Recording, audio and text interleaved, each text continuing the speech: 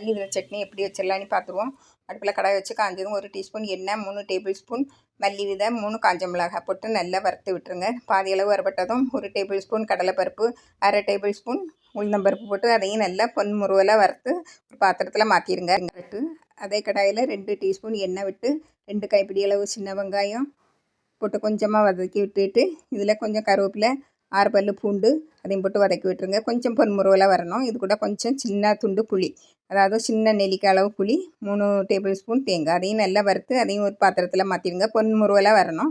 அது கூட கொஞ்சம் உப்பு சேர்த்து அதையும் ஒரு பாத்திரத்தில் மாற்றி வச்சுருங்க. இப்போ நம்ம மல்லி விதையை தண்ணி விடாமல் நல்லா பவுடராக பொடிச்சு எடுத்துக்கிடணும். இது கூட பொடிச்சு எடுத்த பிறகு நல்லா வெங்காயத்தையும் போட்டு கொஞ்சமாக தண்ணி விட்டு நல்லா அரைச்சி எடுத்துருங்க.